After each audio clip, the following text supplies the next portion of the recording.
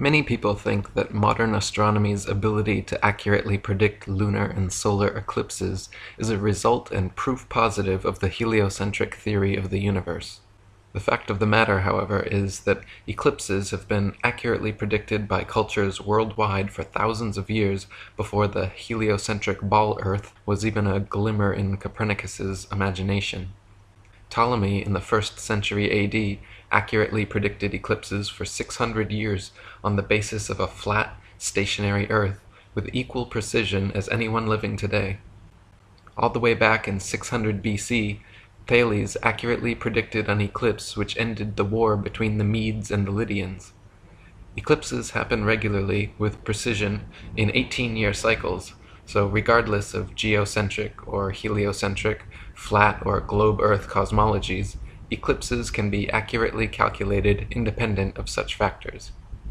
Samuel Rowbotham said, "Those who are unacquainted with the methods of calculating eclipses and other phenomena are prone to look upon the correctness of such calculations as powerful arguments in favor of the doctrine of the Earth's rotundity and the Newtonian philosophy generally. One of the most pitiful manifestations of ignorance of the true nature of theoretical astronomy is the ardent inquiry so often made, 'How is it possible for that system to be false which enables its professors to calculate to a second of time both solar and lunar eclipses for hundreds of years to come?' The supposition that such calculations are an essential part of the Newtonian or any other theory is entirely gratuitous and exceedingly fallacious and misleading. Whatever theory is adopted, or if all theories are discarded, the same calculations can be made." Gerard Hickson said, "The Chaldeans used to predict the eclipses 3,000 years ago with a degree of accuracy that is only surpassed by seconds in these days because we have wonderful clocks which they had not. Yet they had an entirely different theory of the universe than we have. The fact is that eclipses occur with a certain exact regularity, just as Christmas and birthdays do, every so many years, days, and minutes, so that anyone who has the records of the eclipses of thousands of years can predict them as well as the best astronomers without any knowledge of their cause." Samuel Rowbotham said, "The simplest method of ascertaining any future eclipse is to take the tables which have been formed during hundreds of years of careful observation, or each observer may form his own tables by collecting a number of old almanacs, one for each of the last 40 years, separate the times of the eclipses in each year, and arrange them in a tabular form. On looking over the various items, he will soon discover parallel cases, or cycles of eclipses, that is, taking the eclipses in the first year of his table and examining those of each succeeding year, he will notice peculiarities in each year's phenomena, but on arriving to the items of the 19th and 20th years, he will perceive that some of the eclipses in the earlier part of the table will have been now repeated, that is to say, the times and characters will be alike. Tables of the places of the sun and moon, of eclipses, and of kindred phenomena have existed for thousands of years, and were formed independently of each other by the Chaldean, Babylonian, Egyptian, Hindu, Chinese, and other ancient astronomers. Modern science has had nothing to do with these." Another assumption and supposed proof of Earth's shape, heliocentrists claim that lunar eclipses are caused by the shadow of the ball Earth occulting the moon. The idea is that the sun, earth, and moon spheres perfectly align like 3 billiard balls in a row, so that the sun's light casts the Earth's shadow onto the moon. Unfortunately for heliocentrists, this explanation is rendered completely invalid due to the fact that lunar eclipses have happened and continue to happen regularly when both the sun and moon are still visible together above the horizon. For the sun's light to be casting Earth's shadow onto the moon, the three bodies must be aligned in a straight 180-degree syzygy. William Carpenter says, "The Newtonian hypothesis involves the necessity of the sun, in the case of a lunar eclipse, being on the opposite side of a globular Earth to cast its shadow on the moon. But since eclipses of the moon have taken place with both the sun and the moon above the horizon, it follows that it cannot be the shadow of the Earth that eclipses the moon, and that the theory is a blunder." Samuel Rowbotham said, "That the eclipser of the moon is a shadow at all is assumption. No proof whatever is offered. That the moon receives her light from the sun, and that therefore her surface is darkened by the Earth intercepting the sun's light, is not proved. It is not proved that the Earth moves in an orbit round the Sun, and therefore by being in different positions, conjunction of Sun, Earth, and Moon, day sometimes occur. The contrary has been clearly proved, that the Moon is not eclipsed by a shadow, that she is self-luminous, and not merely a reflector of solar light, and therefore could not possibly be obscured or eclipsed by a shadow from any object whatsoever, and that the Earth is devoid of motion, either on axes or in an orbit through space.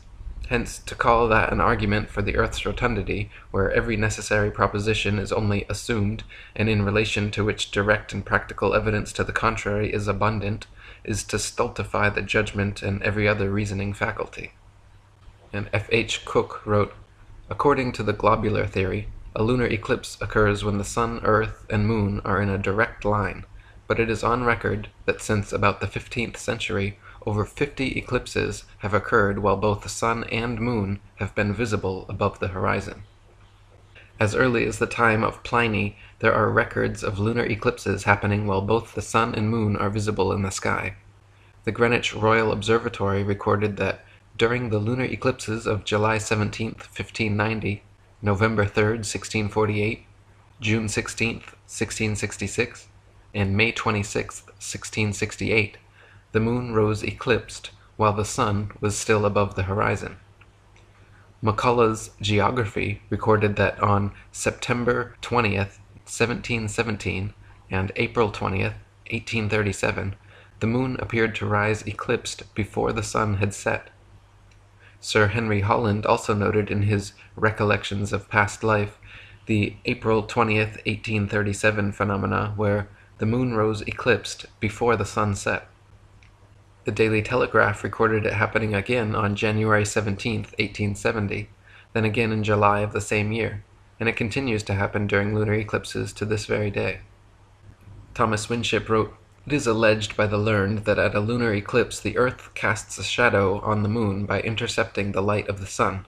The shadow, it is alleged, is circular, and as only a globe can cast a circular shadow, and as that shadow is cast by the Earth, of course the Earth is a globe. In fact, what better proof could any reasonable person require? Powerful reasoning, says the dupe. Let us see. I have already cited a case where Sun and Moon have been seen with the Moon eclipsed, and as the Earth was not between, or they both could not have been seen, the shadow said to be on the Moon could not possibly have been cast by the Earth. But as refraction is charged with raising the Moon above the horizon, when it is said to be really beneath, and the amount of refraction made to tally with what would be required to square the matter, let us see how refraction would act in regard to a shadow. Refraction can only exist where the object and the observer are in different densities. If a shilling be put in the bottom of a glass and observed, there is no refraction. Refraction casts the image of the shilling upwards, but a shadow always downwards. If a basin be taken and put near a light, so that the shadow will shorten inwards and downwards, but if the rod is allowed to rest in the basin and water poured in, the rod will appear to be bent upwards. This places the matter beyond dispute, and proves that it is out of the range of possibility that the shadow said to be on the Moon could be that of the Earth. In an attempt to explain away the inconsistencies in their theory, heliocentrists usually claim light refraction must be happening on a scale large enough to account for the phenomena. George G. Carey, in his Astronomy and Astronomical Instruments, claims that this is the reason the full moon has sometimes been seen eclipsed above the horizon before the sunset, due to a horizontal refraction of 36 or 37 minutes, generally about 33 minutes, which is equal to the diameter of the sun or moon. Even if this highly implausible, reverse-engineered damage control explanation is accepted, it cannot explain how earthbound observers are supposedly able to see 12,000 miles, 180 degrees, around the globe. Thomas Winship wrote, "Even if we admit refraction, and that to the extent seemingly required to prove that when the eclipsed moon is seen above the horizon, we are still confronted with a fact which entirely annihilates every theory propounded to account for the phenomena. Taking the astronomer's own equation of 8 inches to the mile, varying inversely as the square of the distance for the curvature of the Earth, where sun and moon are both seen at a lunar eclipse, the center of the sun is said to be in a straight line with the centers of the Earth and the moon, each luminary being 90 degrees from the observer. This would give about 6,000 miles as the distance of each body from the observer. Now what is the curvature in 6,000 miles?